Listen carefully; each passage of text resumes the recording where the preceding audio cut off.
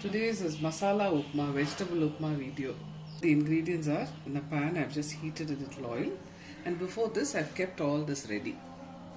One is onions, 2 small onions chopped, coriander leaves, pudina or mint leaves, and some vegetables. So today I had only carrot and potato.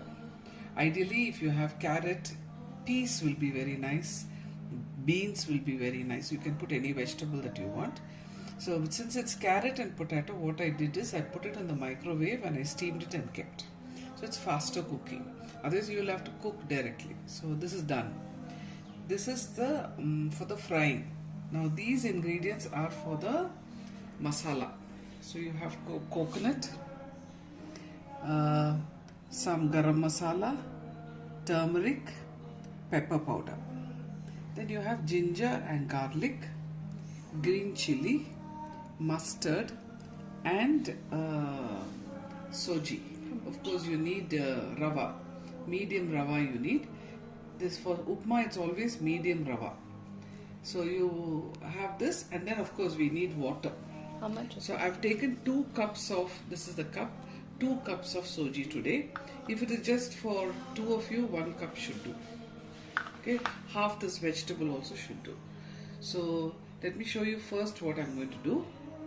I have heated a little oil, so I'm going to drop this soji into this, 2 cups of soji into this, and fry. This has to be roasted. You should not make it brown because the upma color will go. So you have to roast it a little. Now why this is done is so that the upma does not stick to each other. It should, the texture should come out well, and therefore we don't put the rava as it is. Sometimes you get fried rava. When you buy, it's available. Then you don't have to do this. Normally rava is not fried. So fry this. Now the soji is fried. I think this is good enough. When you touch it, it will be really hot. That's what is required. So I'm putting off the flame and I'll show you what to grind. Coconut goes into the mixie. Garam masala, pepper and turmeric goes into the mixie. Ginger goes into the mixie. Garlic goes into the mixie. And green chilies. So what I do now is grind it. Okay, now the coconut is ground and this is how it looks. No water added. Coconut, garam masala, turmeric, ginger garlic, pepper powder, green chili is just crushed. It's not into a very fine paste, it's crushed and kept ready. Now the oil is hot. So the first thing I drop into the oil is mustard.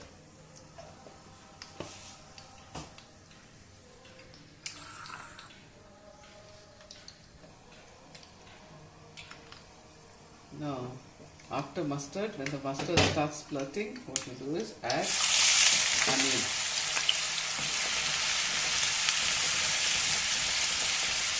Now you see that there is a generous amount of oil. Do this only if you are making a special upma for somebody. Otherwise at home you don't need like this. You can use less oil. Upma becomes more and more tasty only when there is more oil.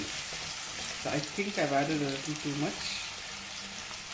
Now into this onion add salt.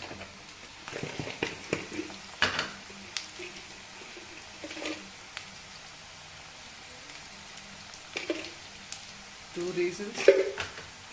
Onions will get fried quickly if you add salt, and from the onions it will go into all the rest of the masalas, vegetable directly. You've got to fry this till it becomes really translucent.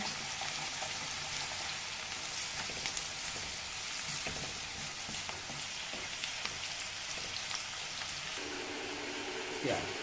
So now the onions are kind of fried well. So you add this coconut crushed paste into the oil. Now the taste of your upma depends on this, how well you fry this.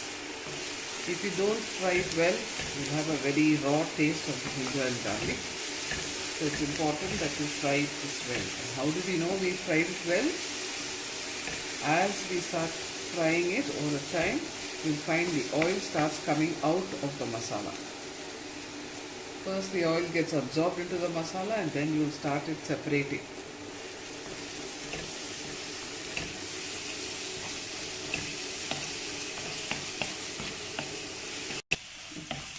Now the masala is fried well. You can see oil coming out and there's a lovely aroma that comes. So that's the consistency. So now drop the cooked vegetables into this. Put beans, carrots, peas, all this will be very nice. Okay. Since this is already cooked in the microwave without water, so the cooking time is less. The other option is cut the vegetables and put it into this masala and cook the vegetables. That will take longer time. This is time saving. Okay. Now this is done. Into this I add coriander leaves and mint leaves. Fry this a little.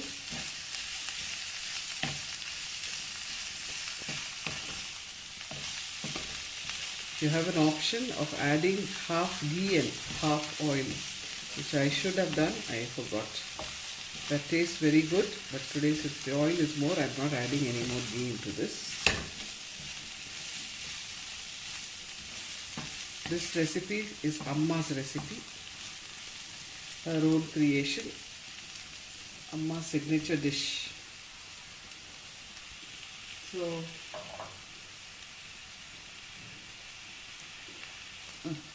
okay, now it's time for us to add water. This is the roasted rava. We took 2 cups. For 1 cup, we need 1.5 cup of water. So for 2 cups, we need 3 cups of water. So what I did is, I boiled water already in a kettle. Otherwise, you have to pour cold water into this and boil it. These are tips that you can get to finish your cooking faster. 2 and 3. I'm just putting a little more into this. So for 1 cup of soji, it is 1.5 cup of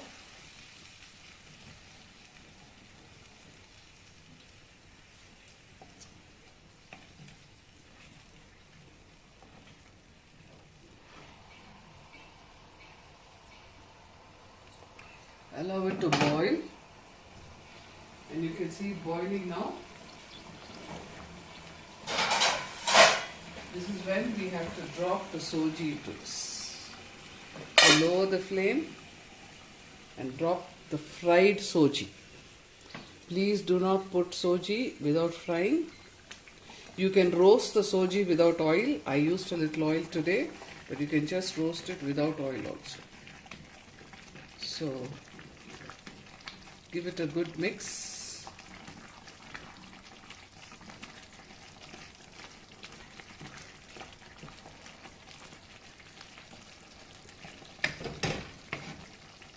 Close it for a few minutes, just for half a minute or a minute.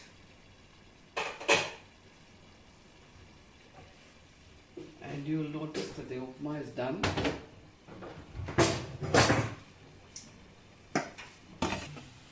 The upma is ready. This is how the texture of upma is. You add more water to this, you will find it becomes very pasty and lumps will be formed. So